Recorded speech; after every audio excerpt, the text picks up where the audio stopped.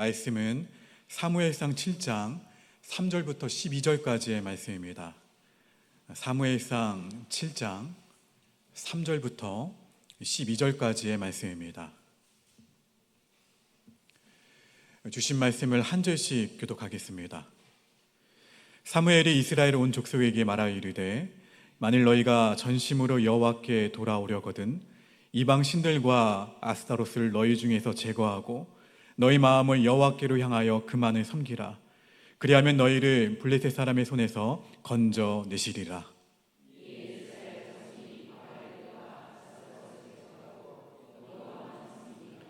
사무엘이 이르되 온 이스라엘은 미스바로 모이라. 내가 너희를 위하여 여호와께 기도하리라 하매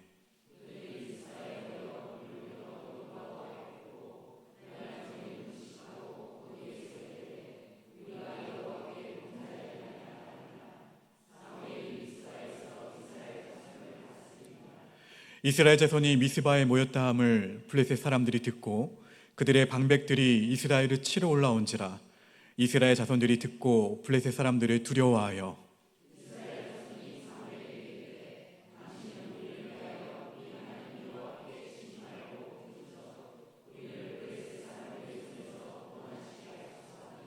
사무엘이 젖먹는 어린 양 하나를 가져다가 온전한 번제를 여호와께 드리고 이스라엘을 위하여 여호와께 부르짖음에 여호와께서 응답하셨더라.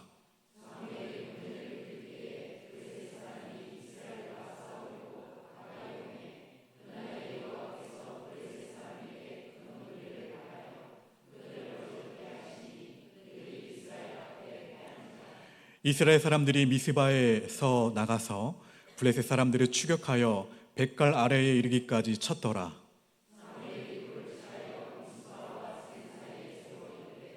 여호와께서 여기까지 우리를 도우셨다 하고 그 이름을 에베네셀이라 하니라. 아멘. 이 시간 사랑하는 일구역 가족들 나오셔서 하나님께 찬양으로 영광 돌리겠습니다.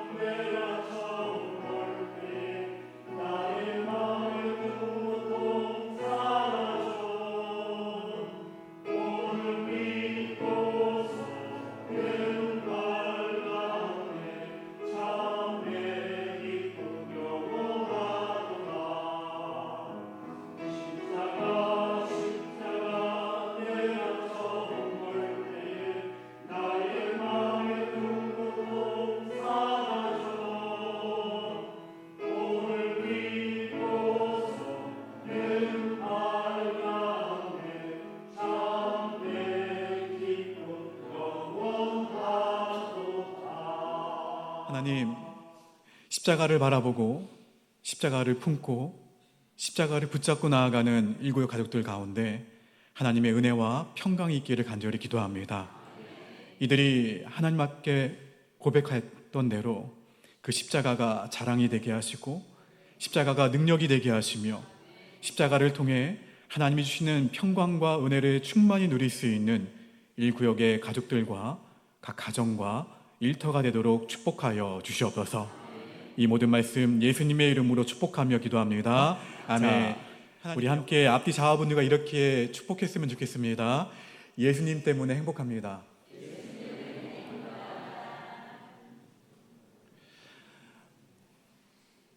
가장 절망스러운 시기에 오늘 1구역이 불렀던 고백대로 무엇이 전해졌습니까? 십자가 복음이 전해졌어요. 나라 잃은 이 민족은 하나님의 은혜로 다시 꿈을 꿀 수가 있게 되었죠. 하나님이 통치하시는 나라, 하나님의 나라, 하나님의 꿈 말입니다. 그 꿈을 붙잡고 한 걸음 한 걸음 걸어온 세월들이에요. 그리고 역사의 주인이신 하나님께 간절히 기도하면서 그 온갖 시련을 이겨내고 오늘날에 이르게 되었습니다. 그러나 지금 대한민국의 상황은 그리 녹록지 않습니다. 상당히 어려워요. 외적으로는 여전히 열강들이 자국의 이익을 위해서 한반도를 중심으로 여전히 힘겨루기를 계속 하고 있고, 설상가상으로 대통령 탄핵 이후에 우리나라는 내적으로 분리가 되어서 문제를 해결할 만한 대책이 하나로 모이지 않는 상황입니다. 더군다나 불길이 빨리 잡히지 않고 있어서 망연자실한 이재민들에게 지금 우리는 두려움과 그리고 산불의 기세가 거센 이 상황 가운데에서 쉽게 힘을 내지 못하는, 그리고 더 힘든 나라 가운데 더 힘든 상황이 지금 펼쳐지고 있다는 거예요. 우리 망연자실한 이재민들에게, 그리고 두려움에 떨고 있는 우리나라 많은 국민들에게 소망의 빛이 깃들기를 기도할 수 있게 되기를 주의 이름으로 축원합니다. 여러분, 그 옛날 이스라엘 백성들도 별 다를 바가 없었어요. 사무엘상을 보시게 되면 이스라엘은 블레셋과의 전투에서 큰 패배를 당하게 됩니다. 그로 인해서 군사적으로도 피해를 받았고, 그리고 정치적으로나 경제적으로 막대한 피해를 입었을 뿐만 아니라 정신적으로나 영적으로 몰락하는 지경에 이르게 된 게 이스라엘의 당시의 상황이었어요. 법궤, 즉 임재하시는 하나님을 우리가 모시고 싸운다면 승리할 거라고 희망을 걸고 법궤를 가지고 싸움에 임했지만 그 법궤마저 누구에게 빼앗겨 버립니까? 당연히 빼앗겼죠. 블레셋에게 빼앗기면서 이스라엘 백성들은 절망 가운데 빠졌습니다. 성경은 그들이 뭐라고 표현하냐면 하나님을 잊었다라고 표현하고 있어요. 하나님을 잊었다. 하나님을 잊은 대신에 전쟁에 승리하기 위해서 어떻게 한 거예요? 하나님을 수단적으로, 그냥 법궤를 수단적으로만 이용한 것이죠. 여러분, 어려운 상황에 우리가 마주하게 되면 내 안에 있었던 용기가 어떻게 되나요? 용기? 사라져요. 이 문제를 어떻게 풀어가야 하는가를 전혀 알지 못해서 끝없는 어두운 터널에 있는 듯한, 제가 군 시절에 터널, 그 폐터널을 가본 적이 있었는데 작전을 하다가 정말 깜깜하더라고요. 정말 무서웠어요. 그런데 고참들이 뭐라고 하냐면 갔다 오래요. 자기들은 못 가면서 갔다 오라고 하는 거예요. 근데 정말 어두워요. 갖고 있는 후레쉬로 비춰도 정말 어두운 거예요. 이와 같은 어두운 터널처럼 그 터널을 제가 그냥 후레쉬 하나 갖고서 고참들의 말에 따라 걸어가는 것처럼 두려움이 어떻게 됩니까? 폭풍처럼 밀려온다는 거예요. 혹시 지금 손을 놓고 한 발자국도 움직이지 못하는 분들이 계십니까? 그 이유가 다 다르겠지만 근본적으로는 마음의 용기를 잃어버린 이유 때문에 그래요. 용기를 잃어버리면 더 이상 발을 내디딜 수가 없다는 거예요. 그래, 놀랍게도 사무엘상 7장 2절 말씀을 보시게 되면 이렇게 기록되어 있습니다. 함께 읽어봅니다. 시작.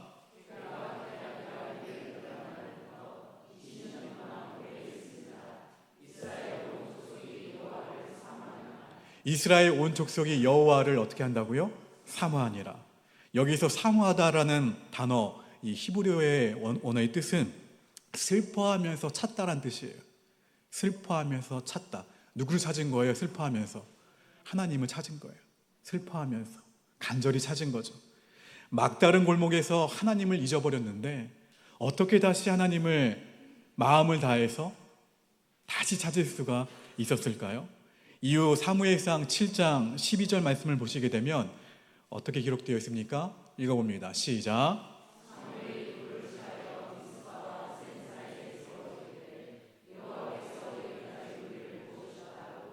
그 이름을 에벤 에셀이라 하니라. 에벤 에셀, 여호와께서 우리를 도우셨다. 말씀으로 끝이 나요.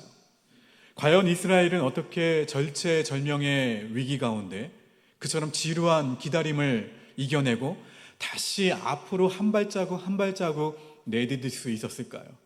여러분, 이스라엘 백성들은 가장 먼저 무엇을 했냐면 그 이유가 나옵니다. 같이 고백해 볼까요? 회복을 위해 하나님의 말씀 앞에 섰다.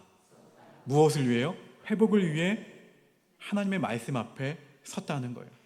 이스라엘 백성들이 이처럼 하나님의 말씀 앞에 설 수 있었던 이유는 하나님의 말씀이 일으키는 놀라운 역사를 바라보았기 때문에, 경험했기 때문에 그래요. 그들은 법궤와 더불어 전쟁에 임했을 때 블레셋에게 법궤를 빼앗겨 버렸다고 했죠. 실패를 경험합니다. 근데 놀랍게도 블레셋 땅에서 법궤가 가는 곳마다 전염병이 돌았어요. 법궤를 블레셋 신전에 두게 됩니다. 결국엔 그래서 두었더니 신상들이 그 다음날 다 부서져 버리는 거예요. 벳세 메스라는 곳으로 법궤를 결국엔 보내게 돼요. 그리고 벳세 메스라는 곳에서도 법궤를 본 많은 사람들이 죽는 현상들이 벌어지게 되는 거예요. 결국 법궤를 어디에 옮기냐면 기럇 여야림에 있는 아비나답의 집에 두게 됩니다. 몇 년간요? 20년간.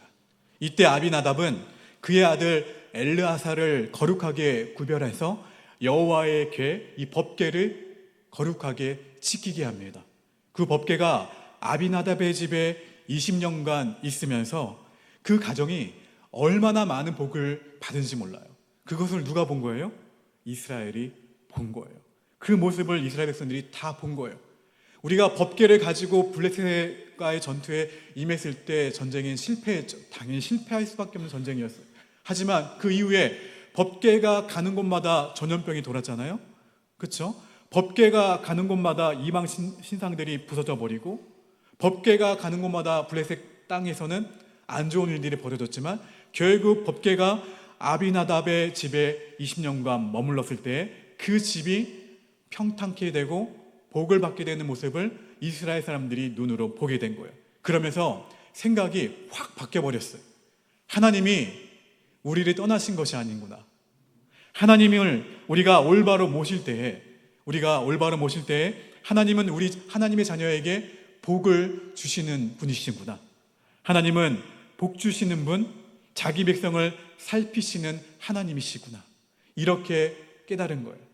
또한 이스라엘 백성들은 사무엘의 외침 때문에 하나님의 말씀 앞에 설 수가 있었다는 거예요. 20년간 하나님을 향해 길을 닫았어요. 길을 닫고 마음을 닫은 이스라엘 백성들에게 사무엘이 무슨 일을 했냐면 온 지역을 돌아다니면서 하나님의 말씀을 전했다는 거예요. 그래서 어느 날 그 이스라엘 백성들의 귀와 마음과 그 영이 활짝 열리면서 그들이 하나님의 말씀을 듣기 시작했습니다. 로마서 10장 17절에 이렇게 기록되어 있죠. 같이 읽어봅니다. 시작. 그러므로 믿음은 들음에서 나며 들음은 그리스도의 말씀으로 말미암았느니라. 믿음은 들음에서 난다는 이 말씀처럼 하나님의 말씀을 우리가 들을 때에 그들 가운데 믿음이 들리기 시작했다는 거예요. 그 믿음이 그들의 마음을 어떻게 한 거예요? 열리게 한 거예요. 열었고 그들은 하나님의 말씀 앞에 열린 마음 가운데 서서 누구를 봤냐면 자신을 돌아보았어요. 왜 하나님의 말씀이 중요한가? 왜 우리가 성경을 통독하고 있는가? 왜 우리가 예배를 통해 말씀을 듣고 있는가? 어떤 분들은 또 피사도 하시겠죠? 왜? 이유는 한 가지예요. 하나님의 말씀에 길이 있고 하나님의 말씀에 능력이 있고 하나님의 말씀에 진리가 있기 때문입니다. 여러분, 저는 목회를 해오면서 막막할 때면 하나님께 기도하곤 했습니다. 하나님, 저는 연약합니다. 하나님, 길이 보이지 않습니다. 하나님, 제겐 방법이 없습니다. 이처럼 방법이 없을 때 대부분의 사람들은 절망합니다. 절망하는데, 근데 이 순간에 하나님께 나의 절망을 누리기 전에 이 문제를 가지고 하나님 앞에 나오면, 기도하면 그 순간 저의 마음을 잘 아시는 하나님이 주시는 말씀이 있어요. 뭐냐면 요한복음 14장 6절의 말씀이에요. 내가 곧 길이요 진리요 생명이니. 매우 익숙한 말씀이죠. 매우 익숙한 말씀인데 때마다 제게는 특별하게 다가오는 거예요. 내가 곧 길이라고 했잖아. 예수님 안에 길이 있다고 말씀하시는 거예요. 내가 곧 진리이고 내가 곧 삶의 기준이다. 다시금 너의 삶을 붙들고 너로 하여금 새롭게 도약할 수 있도록 나갈 수 있는 길이 되고 기준이 내가 되어주겠다. 이 말씀을 통해 절망했던 저의 마음이 다시 용기와 힘이 생기는 것을 경험하곤 했습니다. 사랑하는 성도 여러분, 말씀 가운데 생명의 길, 인생의 기준이 있음을 믿으시고 그 예수 그리스도 말씀을 붙잡게 되시기를 주님의 이름으로 축원합니다. 우리 옆 사람에게 이렇게 한번 따뜻하게 고백합시다. 지쳐서 손 놓고 계시나요? 지금 바로 하나님 앞에 자신을 세우세요. 할렐루야. 언제요? 지금 바로. 누구 앞에? 하나님 앞에 자신을 세우세요. 오늘 옆 사람에게 고백하는 이 고백이 우리 모두의 고백이 되기를 바랍니다. 사무엘은 하나님을 갈망하며 말씀 앞에 끝내 나온 이스라엘 백성들에게 회복의 길, 하나님께 나아가는 길을 말해 주었어요. 우리 본문 3절 말씀을 읽어봅니다. 3절 시작.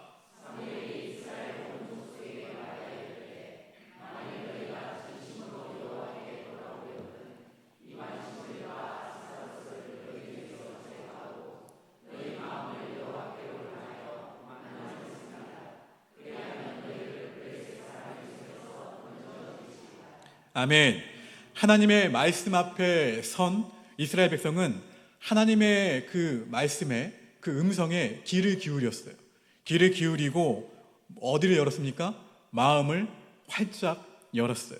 이제 이 말씀에 순종할 준비가 된 거예요. 성경은 당시 그 이스라엘 백성의 마음이 어떠했는지를 우리 본문 4절에서 이에라는 이 접속사를 사용해서 다음과 같이 설명합니다. 이에 이스라엘 자손이 바알들과 아스다롯을 제거하고 누구만 섬기니라? 여호와만 섬기니라. 사무엘이 전한 하나님의 말씀을 듣자마자 바로 회개의 길로 들어섰다는 거예요. 회개를 이 문자적으로 그대로 풀어보면 내가 살아온 삶을 어떻게 하는 거예요? 후회하는 거예요. 지금까지 내가 살아온 방식, 습관, 나의 모든 것을 후회하고 다시는 그 삶을 살지 않고 새로운 삶으로 나아가는 것이 뭐예요? 회개예요. 회개에서 가장 중요한 것은 내 속에 있는 아스다롯의 우상을 제거하는 거예요. 여러분, 어떠한 우상들이 여러분에게 있습니까? 열심히만 노력만 하면, 아니면 혹시 돈만 있으면, 아니면 스펙을 내가 잘 준비해 놓으면, 쌓으면 얼마든지 이 세상은 잘 살 수 있어. 바로 이 마음이 우상이 될 수도 있어요. 여러분, 이런 것들을 어떻게 하라는 거예요? 의지하는 것을 제거하라는 거예요. 하나님만 섬겨야 된다는 거예요. 여러분, 절대 주권이 하나님께 있음을 믿음으로 고백하고 하나님 앞으로만 나아가시기를 주의 이름으로 축원합니다. 여러분, 그리고 이스라엘 백성들은 이 마음속에 있는 것을 하나님 앞에 토하듯이 다 쏟아놓았어요. 본문 6절이 당시 상황을 말해주고 있습니다. 같이 읽어봅니다. 시작.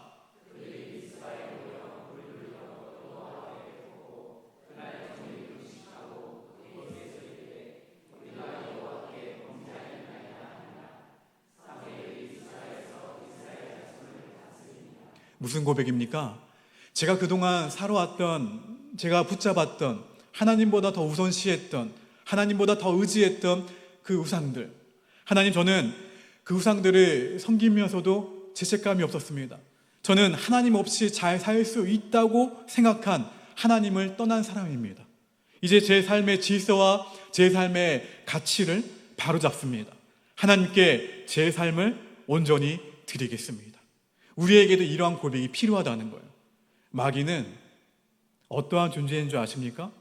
우리 삶에 들어와요.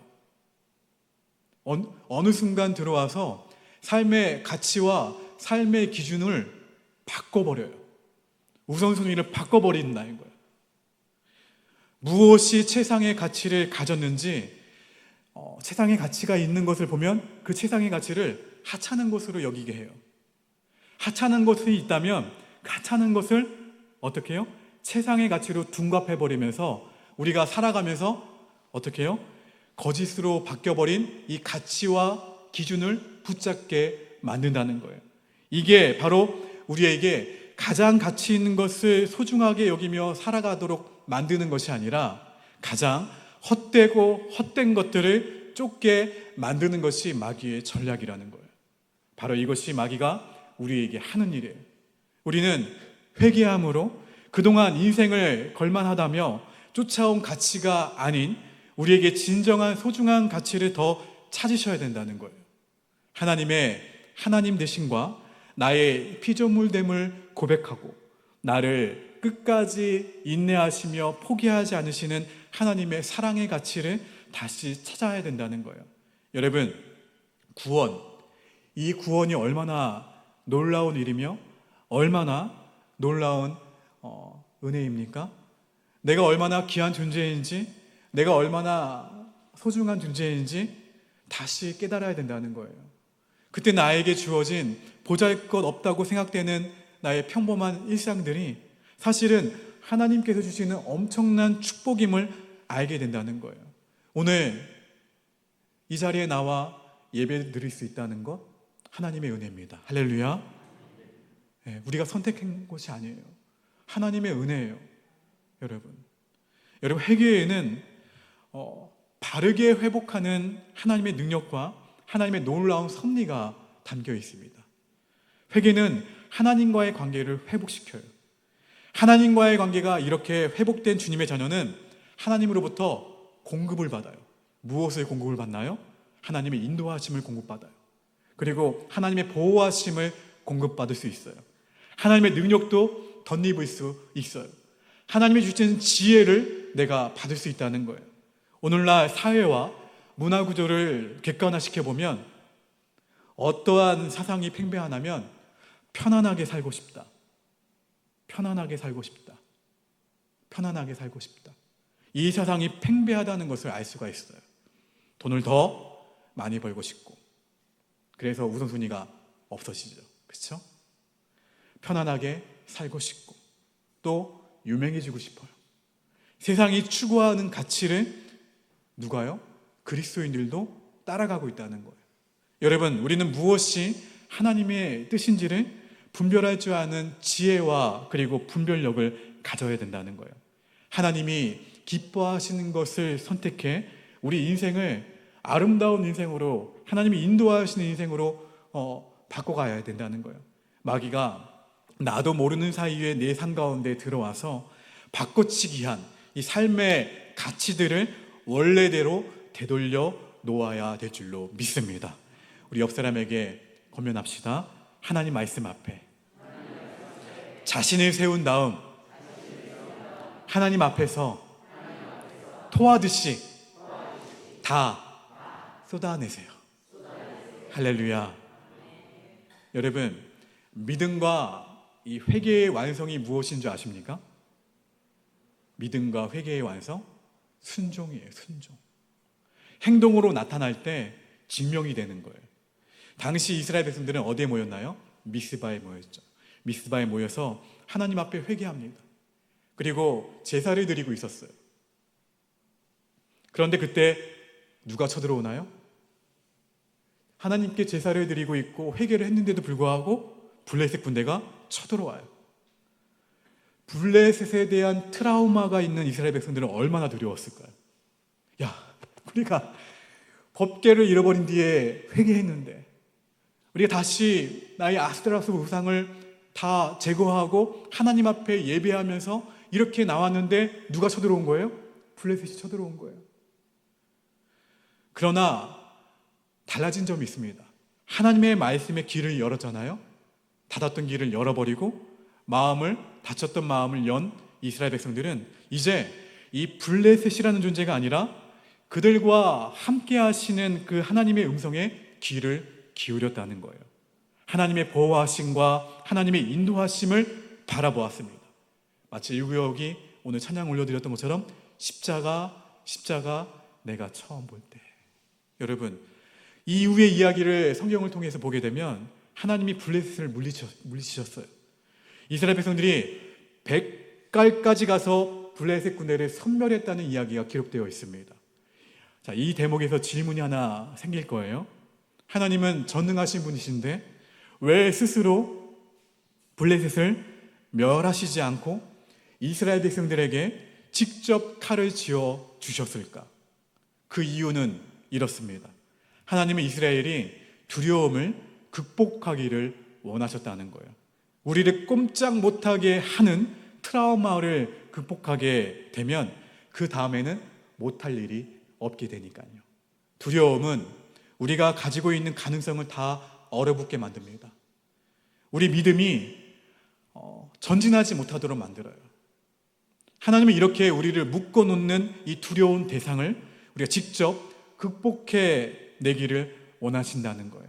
그리고 하나님은 이를 통해서 우리를 어떻게 하시냐면 테스트하십니다.